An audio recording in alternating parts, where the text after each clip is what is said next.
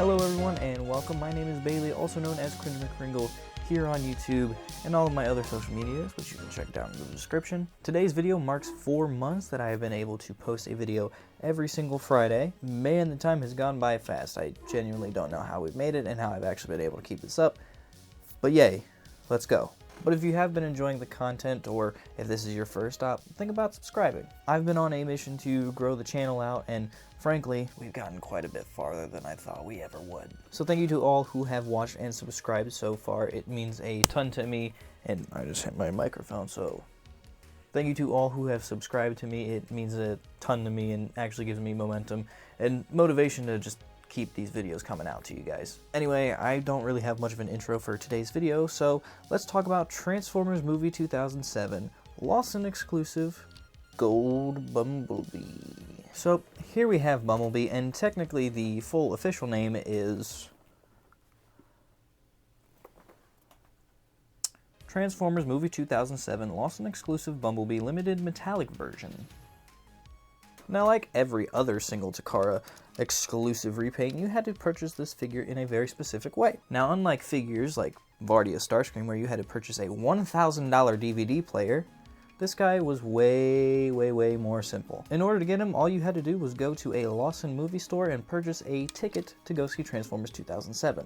That's literally it. That sounds doable to me. And out of all of the Takara exclusive repaints, this one is somewhat an easier one to find. Let's start talking about robot mode though. Robot mode is such a wonderful snapshot of the time. It's clear that this is now an old toy, which I know is going to make a bunch of people feel old, me included, but yeah, it feels weird to say that, and I'm sure it feels weirder for those who have been in the fandom much longer than I have, but yeah, I would consider this an old toy as it's quickly approaching 20 years as a design.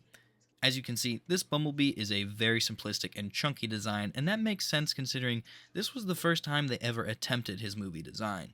The later concept Camaro Bee is a vastly better figure, but I do have a soft spot in my heart for this toy despite it being kinda crappy. The paint job on this special version really elevates it, however, and gives it a special aura. I appreciate that the paint isn't used on just the car parts. The detail on the legs and the abdomen that would be painted yellow on the regular release has also been painted gold, and it helps complete the look. The head sculpt on this figure is pretty adorable actually, and has been painted excellently, with the top being painted gold, the eyes are blue, silver cheeks, and the mouth plate in black. Not a single marking of overspray or messed up paint. Incredible. B also has a silver Autobot logo in his chest. And while we are here, let's talk about B's Automorph gimmick. When transforming him from car to robot mode, if you press down on this button, his chest will spring forward and flip over his head, pushing out the headlights while doing so. On the first few releases of this mold, it worked up to a certain point before breaking.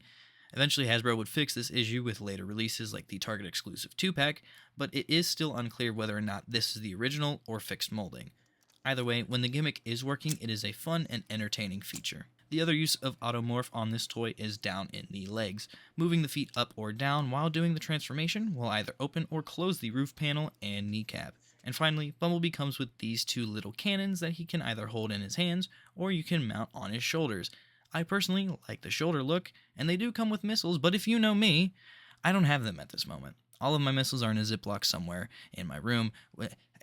I'll find it, I promise. Now let's talk about articulation.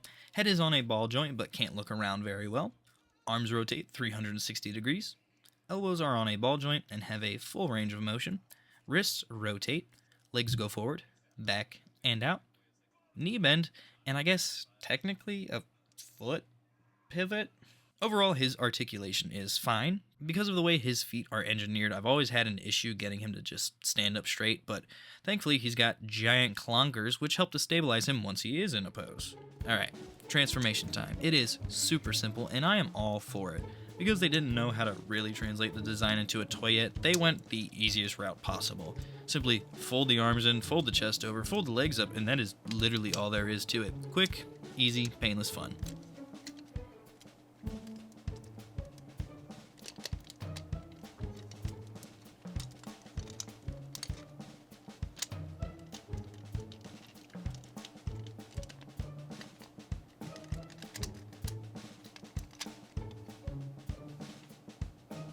And here we have the vehicle mode, which as you can see is beautiful. I mean, the car is spotless.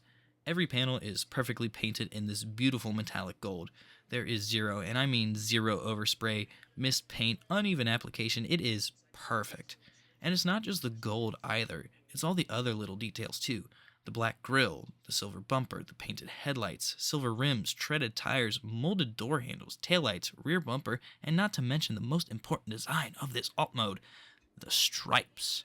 Everything on this vehicle mode was done correctly, and because this is the Takara version of this mold, you can see that the windows aren't just painted like the American release.